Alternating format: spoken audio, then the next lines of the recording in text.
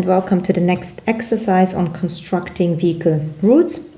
So suppose you are working at the transportation department in a hospital and you already had some kind of request to a vehicle. In particular, we are interested in vehicle number 5, okay, which has a capacity of 2 patients, so we cannot carry more than 2 patients at once. Okay, and request number 1 is Miss Marple needs to be picked up at 8 at the cancer center and must be delivered to the ward for internal medicine. And Mr. Bean is the second request, and he has to be brought back to the psychiatric ward. Okay, and he has to be picked up at the pharmacy. Okay, so that means vehicle number 5 has already picked up these patients. So Miss Marple and Mr. Bean are in the vehicle right now. And it's on the way to the internal medicine, where it will arrive at 8:20 a.m. Okay, and now we have a new request that is not yet scheduled. This is Mr. Simpson, and he has to be transported from the emergency department to the radiology. Okay, and we would like to pick him up at 8:35. Okay, so this is what we know. In addition, we know the distances in minutes between all these wards and centers. What we also know that we would like to have a total ride time of 30 minutes, so no patients should be in a vehicle for more than 30 minutes. Okay, and you should use the best insert algorithm to create a new route and to put the Mr. Simpson request into the route right now. Of course, you would like to minimize the overall objective function, that is that consists of lateness, earliness, and total travel time with these particular weights. So you see that the travel time has the least weight and the lateness has the highest weight. So we would like to avoid lateness for all our patients and all our requests. Another thing that we have to keep in mind is that the total travel time is determined from the starting when we deliver Miss Marple. Okay. And the next thing is that we can only, and this is a crucial point here in Germany, that the vehicle can only wait at a pickup location if it arrives too early and if it has a patient on board. Otherwise, it has to go back to the depot. Okay, so this is what we know. And here we use some kind of problem visualization so that we know what we are talking about. So Miss Marple has the blue color is I1.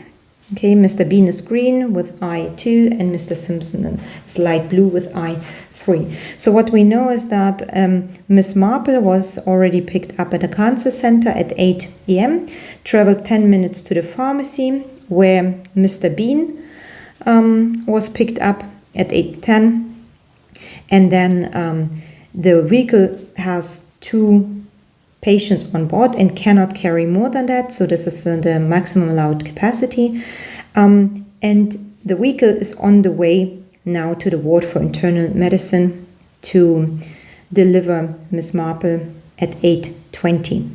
Okay, so that means here that Miss Marple was picked up at cancer center. That means 10 minutes of ride plus with Mr. Bean, so 20 minutes of ride time for Miss Marple and Mr. Bean. Okay, so this one, and Mr. Bean had a 10 minutes ride from pharmacy to the ward for internal medicine so far. Okay, and we would like to keep this maximum 30 minutes of ride that it has to be taken into account.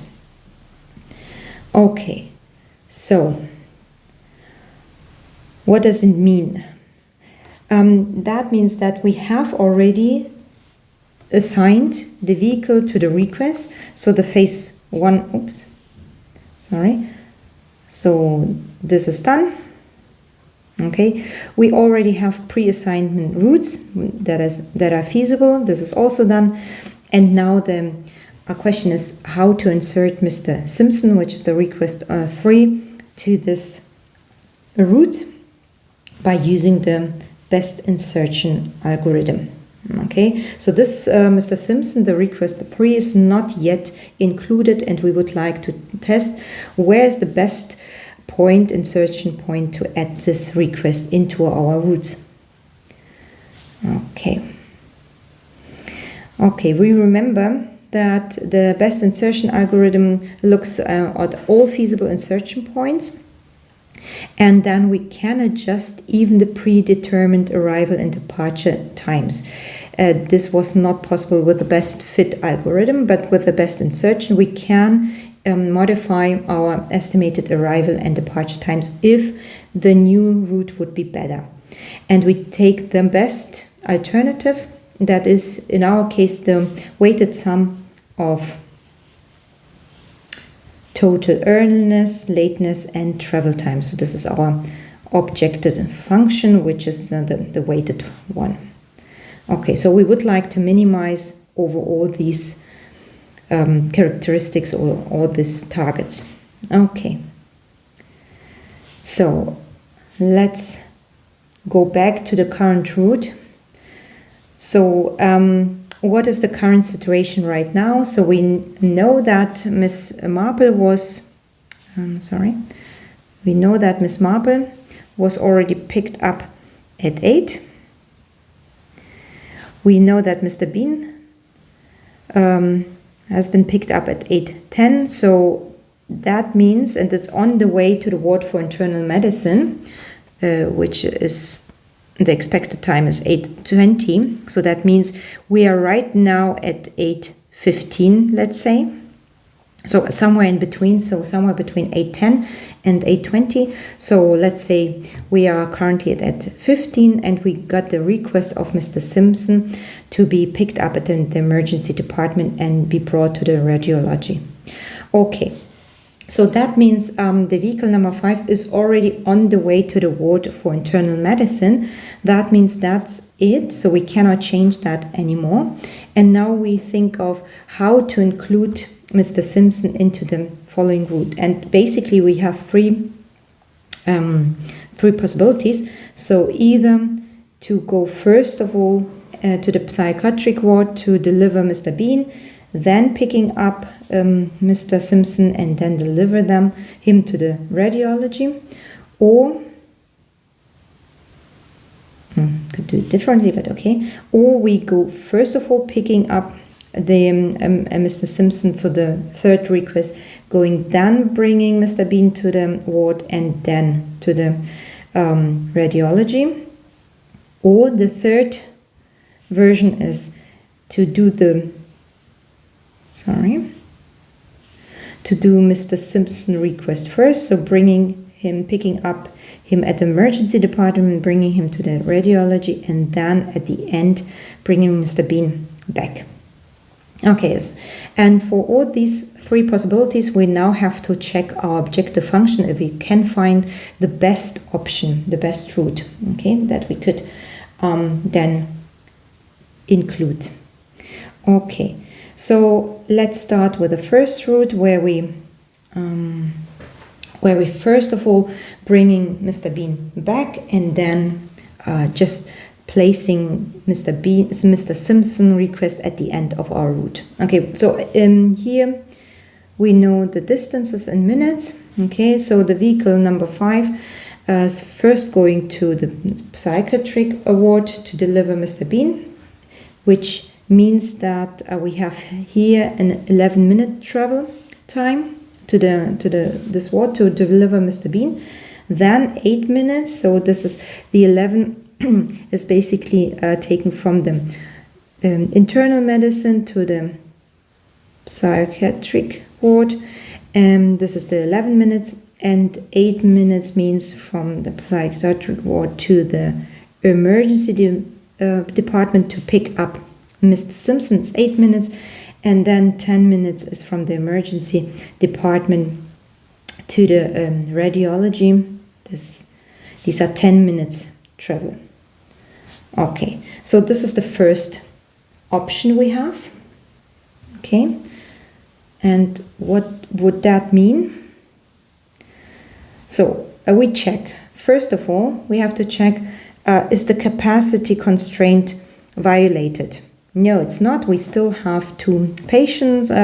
We bring Miss Marple to the internal ward and then bringing Mr. Bean back. So we have empty space.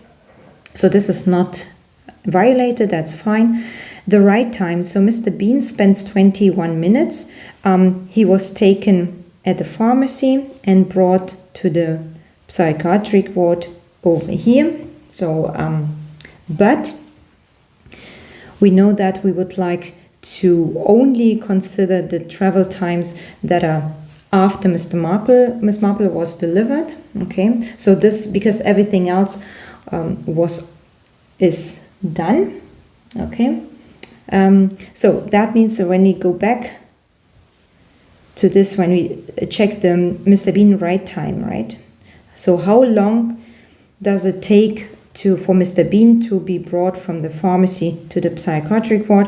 So that means he has a right time of 10 minutes, pharmacy to the ward of internal medicine plus 11 minutes, and that means a total right time of 21 minutes for Mr. Bean. Okay. Okay. And Mr. Simpson is then nothing else than these 8 minutes from the psychiatric ward to the emergency department, plus from the emergency department to the radiology. So overall 18 minutes. So I don't know why here it's a mistake. It should be an 8. Okay, so 18. Oh, sorry, of course. So it's of course 10 minutes because he was picked up at the emergency department and brought to the radiology, so 10 minutes, of course. Sorry for that. And the travel time, this is simply the sum of these 11 minutes plus 8 minutes plus 10 minutes, okay? So we are calculating the travel time when we delivered Miss Marple, okay, from the internal ward, okay? So overall, we need 29 minutes for this change in our route, okay, by inserting Mr. Simpson request. Okay, so that was route A, so the first option. Okay, now we have a second option. We could bring Mr. Simpson, so we can pick up Mr. Simpson first. That means we have we need to travel 10 minutes, or Mr. Bean has to travel another 10 minutes plus 5 minutes when he comes back home. Okay, so this is 15 minutes. And then, only then, we bring Mr. Simpson back, okay, to the radiology. So we have these 8 minutes. When we do this route, so after we delivered Miss Marple at the ward for internal medicine, we are traveling 10 minutes to the emergency department to pick up Mrs. Simpson. Okay, we will arrive at 8:30. That means we have to wait 5 minutes before we can pick him up.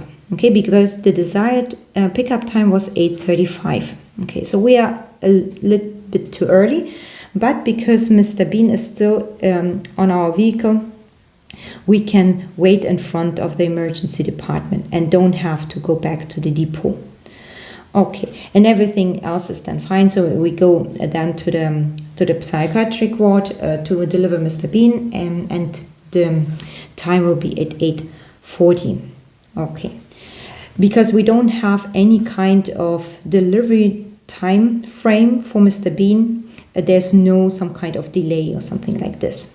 Neither at the radiology for Mr. Simpson. Okay, so that would be the second option, and that means again we have to check if our capacity is somehow violated. No, it's not. So with the capacity everything is fine. Then Mr. Bean has a right time of 30 minutes because he had to travel with Miss Marple 10 minutes plus these 10 minutes plus 5 minutes, and of course waiting for 5 minutes in front of the emergency department. Okay, so overall we have a total time of ride time for Mr. Bean of 30 minutes. So it's almost violated this maximum ride time. Mr. Simpson, in contrast, he was picked up at the emergency department, was traveling to the psychiatric ward, taking 5 minutes plus these 8 minutes. So he was in the vehicle for 13 minutes only. So the total travel time overall is 28 minutes. Okay, so now this is the second route, and the third one is that we are doing the request 3 in between. At the end we deliver Mr. Bean. Okay, so that means we go from the ward of internal medicine and go instantly to the emergency department to pick up Mr. Simpson. So we have again a waiting time of 5 minutes. We can wait in front of the building because Mr. Bean is on board. And then we bring Mr. Simpson first of all to the radiology. Okay, so this is a 10-minute ride.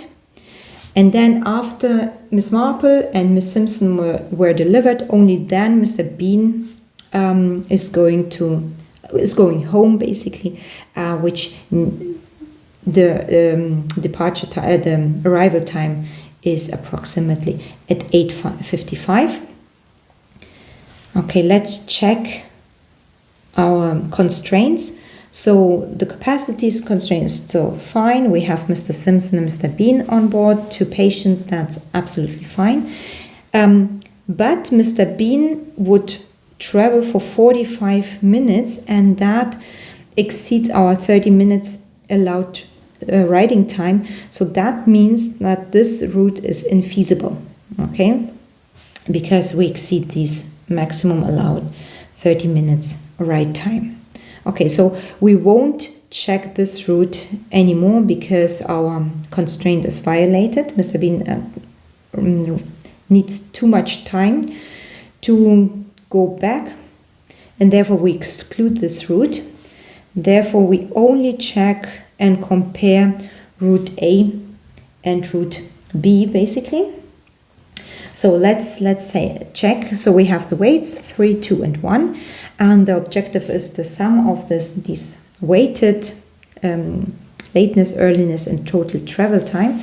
If we consider A, so where we place Simpson request at the end of our route, that means we arrived at 8:39. Okay. So we were basically 5 minutes too late at the emergency department. So because the desired time was 8:35, that means we have lateness of 4 minutes. So Mr. Simpson had to wait 4 minutes till he was picked up. In comparison to route B, where we plugged it in between, there was no lateness. So lateness was 0. For route A, the earliness, we had none because we were too late at the emergency department, and the delivery department, which was the radiology, was not a critical location. So this is why we don't violate anything. In contrast, for route B, we were too early. So 8:35 was the desired pickup time, but we arrived at 8:30, which means that we had a 5-minute wait for the vehicle. Okay, and then the travel time, we saw that it's determined from Mrs. Marple delivery on. So we had for route A 29 minutes, and for route B we had 28 minutes.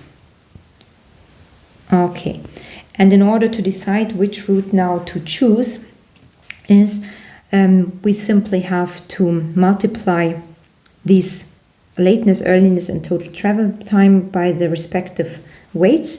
So here we have 4 minutes of lateness multiplied by the weight of 3 plus 0 earliness, so we can exclude that, plus 29 minutes of travel time multiplied by the weight of 1, which means we have here for root 1 an objective function of 41 minutes.